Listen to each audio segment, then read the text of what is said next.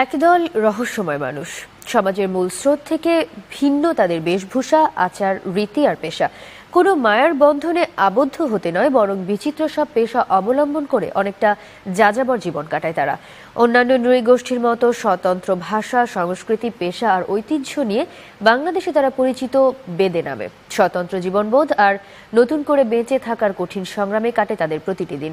বেদে সমাজের আদ্যপান্ত নিয়ে ৩ পর্বের বিশেষ ধারাবাহিকের আজ থাকছে প্রথম পর্ব।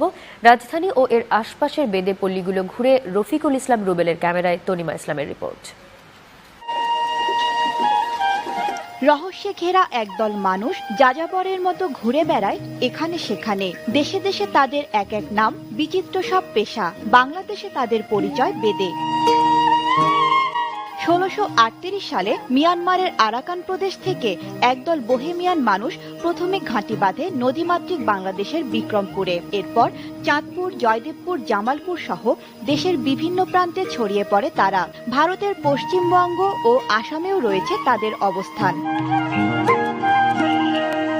লাও, চাপাইলা, সাপুরিয়া, বেস, গাইন সহ মোট ৯টি ভাগে বিভক্ত বেদে সম্প্রদায়। ২০-২৫টি পরিবার নিয়ে গড়ে ওঠে তাদের এক একটি দল, আর প্রতিটি দলেই থাকেন একজন করে সর্দার। তার নির্দেশনাতে পরিচালিত হয় দল। সর্দারের কমানে সবাই চলে, যে যেখানে থাকে সেই সর্দারের আওতায় তার কথা মতন মেলে চলে। আমাদের সমাজ ব্যবস্থা সর্দারে বললে ব্যবসায় যায়, সর্দারে না বললে বাসায় থাকে। একটা কারো অসুখ হইলে সর্দারে যদি বলে আজকে সবাই আর বাসায় থাকা পড়বে, সবাই বাসায় থাকবে। বেদে সম্প্রদায়ের মানুষ নিজেদের মধ্যে কথা বলেন সাংকেতিক ঠের ভাষায়। অতীতে নৌকোয় সংসার, আবার নৌকো নিয়ে ঘুরে বেড়ালেও এখন অনেকেই সমতলে মাচা তুলে ঘর বাঁধছেন। তবে রক্তে যাযাবর জীবনের নেশায় অনেকেই রয়ে গেছেন নৌকোতেই। পূর্বকালের তো নাম বাপ, চাচা, জ্যাঠা, নানা, দাদারা গোষ্ঠী, হ্যাঁ বড় বাপ, হ্যাঁ সবাই সবসময় এই নৌকায় থেকে গেছে। এই যে নৌকায় থেকে একটা অভ্যাস হয়ে গেছে গা। অনেকে যদি বাড়িতে যদি থাকি, যেরকম ভিতর ছটপট করে যেমন থাকতে পারি না। আমরা এক ঘাটেতে নান্দি বাড়ি, আরেক ঘাটে খাই, আমাদের ঘর বাড়ি নেই। যাযাবর বলে এদের জীবনবোধ, জীবন দর্শন যেমন বিচিত্র, তেমনি বৈচিত্র্যময় তাদের পেশা। বেদে সম্প্রদায়ের পুরুষেরা কেউ দেখান সাপের খেলা, কেউ বা ফেরি করে বেড়ান খেলনা, রংবাহারি, লেস ফিতা সহ নানা মনোহর সামগ্রী। আর বেদের নারীরা সাধারণত দাঁতের পোকা ফেলা, তন্ত্রমন্ত্র, তাবিজ কবচ, ঔষধ বিক্রি আর শিঙায় ফু দিয়ে অর্থ উপার্জন করেন। এটা 14 পুরুষ ধরে আল্লাহ পাক সৃষ্টি করতে, আর যতদিন পর্যন্ত মানুষে আল্লাহ আমাদের এই ব্যবসায়ী আমরা শিঙা লাগাই, পোকা ফেলাই, সাপের খেলা দেখা, স্বামীরা করি মালা বেছে। সাপ নিয়ে তখন আমরা গ্রামে যাইতে হয় পেটের জন্য। ওই খেলাগুলা দেখিয়ে কেউ চাল দেয়, কেউ 5 টাকা 10 টাকা দেয়। সমাজসেবা অধিদপ্তরের জরিপ মতে বাংলাদেশে বর্তমানে ৮ লাখ বেদের বসবাস। তবে সময়ের আবর্তনে বেদেদের পেশার প্রতি সাধারণ মানুষের আকর্ষণ কমে যাওয়ায় অনেকটাই হুমকির মুখে চিরায়ত বেদে জীবন। তনিমা ইসলাম, নিউজ 9, ঢাকা। একদল রহস্যময় মানুষ সমাজের মূল স্রোত থেকে ভিন্ন, তাদের বেশভূষা, আচার, রীতি আর পেশা। কোনো মায়ার বন্ধনে আবদ্ধ হতে নয়, বরং বিচিত্র সব পেশা অবলম্বন করে অনেকটা যাযাবর জীবন কাটায় তারা। অন্যান্য নৃগোষ্ঠীর মতো স্বতন্ত্র ভাষা, সংস্কৃতি, পেশা আর ঐতিহ্য নিয়ে বাংলাদেশে তারা পরিচিত বেদে নামে। তবে নিজ ভূখণ্ডে বাস করে এখনও যেন পরবাসী তারা। অভাব আর দারিদ্র্যের কষাঘাত নিত্যদিনের সঙ্গী এই সম্প্রদায়ের মানুষের। বেদেপল্লীর অধিকাংশ শিশুই বঞ্চিত শিক্ষার আলো থেকে, সেই পর্যাপ্ত স্বাস্থ্যসেবাও।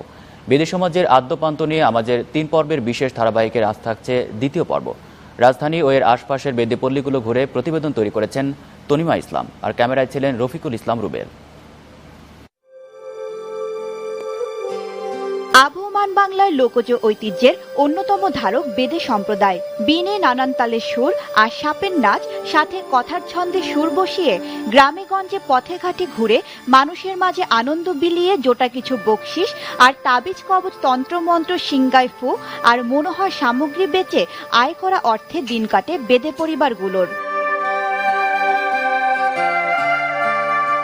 অভাবের তাড়নায় অনিশ্চিত আবাসস্থল, শতচ্ছিন্ন পোশাক, ক্ষুধা আর স্বপ্নহীনতায় নানা প্রতিকূলতার সাথে যুদ্ধ করে জীবন সংগ্রামের এক একটি দিন টিকে থাকা নিত্য নৈমিত্তিক ঘটনা বেদে সম্প্রদায়ের রোজকার জীবনে। একদিকে আয় রোজগারের অভাব, অন্যদিকে অধিকাংশ পরিবারই যৌথ পরিবার হওয়ায় দারিদ্র্যের চরম কষাঘাতের সাথে বেদেদের বসবাস নিত্যদিনের। প্রায় প্রতিটি পরিবারেই দেখা মেলে বাল্যবধূর। তাছাড়া অজ্ঞতা, পুষ্টিহীনতা আর নানা ধরনের রোগ ব্যাধি প্রায় প্রতিটি পরিবারেরই নিত্যদিনের সঙ্গী। সমাজসেবা অধিদপ্তরের প্রকাশিত তথ্য মতে বাংলাদেশে মোট দলিত জনগোষ্ঠী সংখ্যা 43,58,289 জন।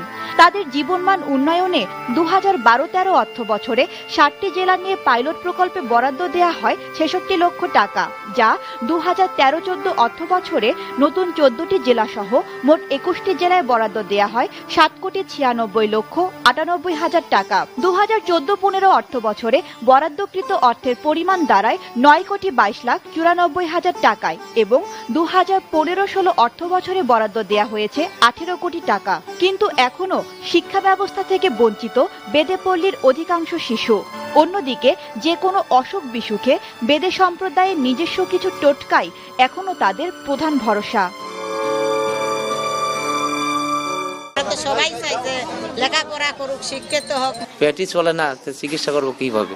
এমন অবস্থায় সমাজসেবা অধিদপ্তরের মহাপরিচালক জানান বেদে সম্প্রদায়ের জীবনমান উন্নয়নে তাদের নেওয়া নানা পদক্ষেপ সম্পর্কে। একদম ওল্ড এজ পিপল আছে বেদেদের মধ্যে, তাদেরকে আমরা কিছু ভাতা দিচ্ছি, 4টি স্ল্যাবে আমরা উপবৃত্তি দিচ্ছি, প্লাস তাদের কর্মসংস্থানের জন্য আর্থসামাজিক কার্যক্রমের উপর প্রশিক্ষণ দেওয়া হয়। চলতি বছরে দেশের 64 জেলায় বেদে হরিজন সহ দলিত জনগোষ্ঠীর উন্নয়নে নানা ধরনের উন্নয়নমুখী কার্যক্রম গ্রহণ করা হচ্ছে বলেও জানান তিনি। তনিমা ইসলাম, নিউজ 9, ঢাকা।